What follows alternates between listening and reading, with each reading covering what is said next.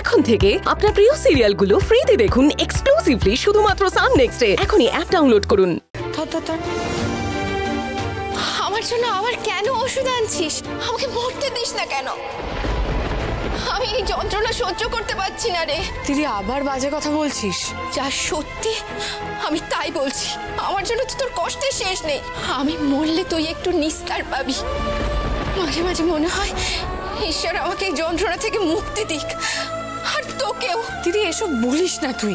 আমি মরলে শান্তি পাবো, তুইও জীবনে দুপা এগোতে পারবি। নীলা চুপ করবি তুই, একদম এসব কথা বলবি না। নে তো ওষুধটা খা। তখন থেকে যা পারছিস, যা মুখে আসছে বলে যাচ্ছিস। আমাকে দিস। আমি শুনতে চাই না, ওষুধগুলো তোকে খেতে হবে। এনে হাত দে, এনে জলটা এনে, ওষুধটা খেয়ে নে দিদি।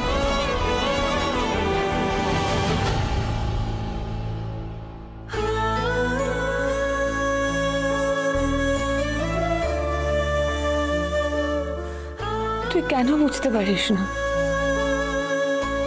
তোকে আমি কতটা ভালোবাসি?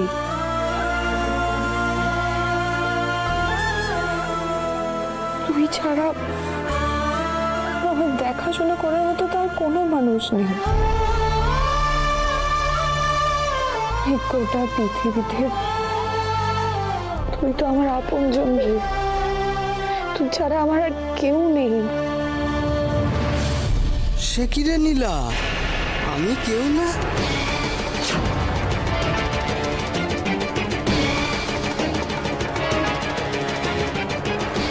আমি আছি তো তোর জন্য, সারা জীবন থাকবো।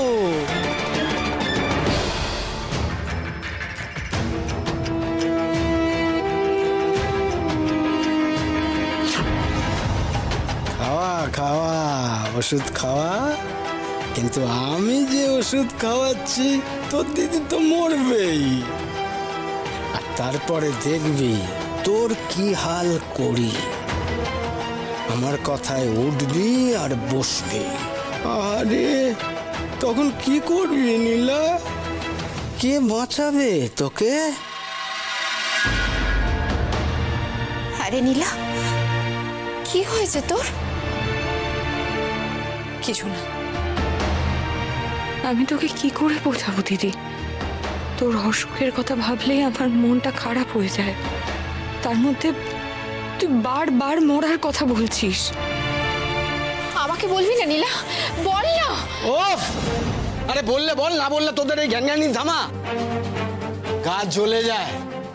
কখন বাড়ি এসেছি এখনো কেউ দুটো ভাত বেড়ে দিল না। কেন? আমি তো রান্না করেই গেছিলাম। গা হাত পা ধো, আমি ভাত দিয়ে দিচ্ছি।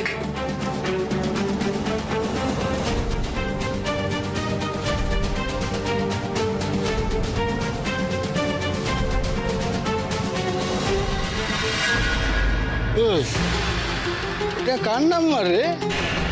কারণ না। অমনি কারণ না? হ্যাঁ কি গো, তোমার বোন কি গুল খেলাচ্ছে? হাতে নিশ্চয়ই কোনো বেটা ছেলের নাম্বার। তোমার সেই দিকে চোখ যায় না? খালি কষ্টে মুচ্ছ গেলেই হবে।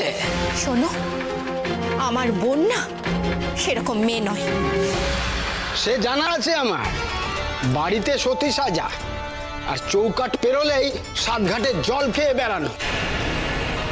ওষুধের দোকানে একটা কাজের লোক খুঁজছিল, এটা সেখানকার নাম্বার। ও তাই নাকি? তা কে কাজে লাগবে? তোমার ওই ইয়ার? এই তুমি কি বাজে বকছো? কার কথা বলছো তুমি? আরে ওই বসুবাড়ির ছোট ছেলে, ওর জন্য কাজ খুঁজছে তো তোমার বোন। বুঝি বুঝি, সব বুঝি। অবশ্য একদিক দিয়ে ভালো, বসুবাড়ির কোনো একটা ছেলে যদি হাতে থাকে তাহলে মাল হাতানোটা একটু সুবিধা হবে।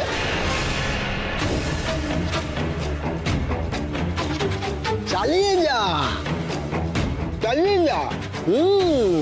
ওষ্টি নষ্টি ভালো করে চালিয়ে যা।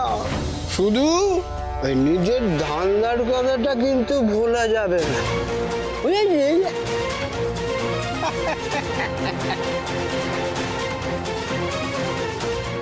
অবশ্য একদিক দিয়ে ভালো, বসুবাড়ির কোনো একটা ছেলে যদি হাতে থাকে তাহলে মাল হাতানোটা একটু সুবিধা হবে। চালিয়ে যা। নীলা, তোর কি সত্যি ওই বাড়ির ছোট ছেলের সাথে কোনো সম্পর্ক আছে? হ্যাঁ বল, বল আমাকে বল। তুইও এই কথা বলছিস? তোর বিশ্বাস নেই আমার উপরে? না বোন, আমি তো চাই, আমি চাই তোর জীবনে কেউ আসুক, তুই তার সাথে ঘর বাঁধ। শোন বোন, তুই তার সাথে পালিয়ে যা, এই নরক থেকে মুক্তি পাবি। পালিয়ে যা নীলা, পালিয়ে যা। কি বলছিস কি তুই? তুই শান্ত হ, বসবি, আয় তুই বস এখানে, তুই বস। পালিয়ে যা বাবা। তুই একটু শান্ত হ না দিদি। তুই বিশ্বাস কর, আমি তোদের ছেড়ে কোথাও যাব না, কখনো যাব না। ছোটদাদাবাবুর কাজ দরকার, সেই জন্য এই নাম্বারটা হাতে লেখা আমার, যাতে যেন তেন প্রকারে একটা কাজ জোগাড় করে দিতে পারি ওনাকে। ব্যাস এইটুকুই। নাহলে কোথায় উনি আর কোথায় আমি।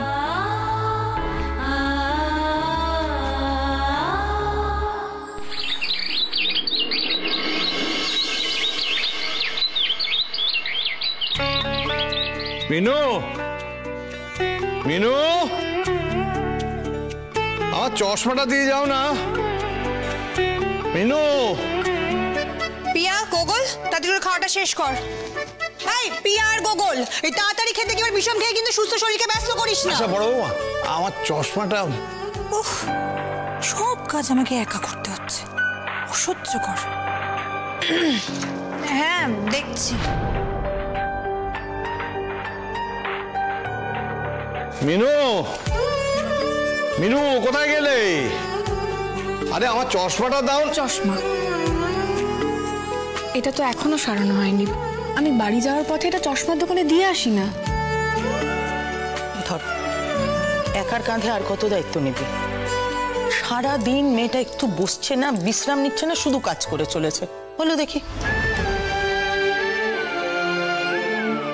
আমার জন্য তো তোর কষ্টের শেষ নেই। আমি মরলে তুই একটু নিস্তার পাবি।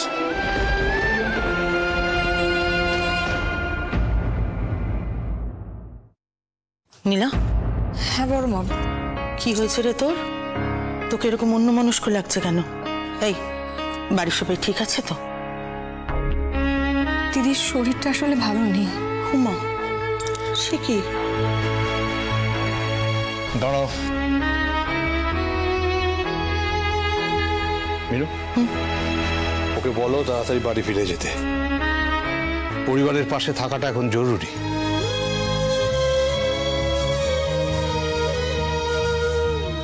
শুনলি তো মাস্টারমশাই কি বললেন? আর মাস্টারমশাইয়ের কথা না শুনলে কিন্তু বকুনি বাঁধা।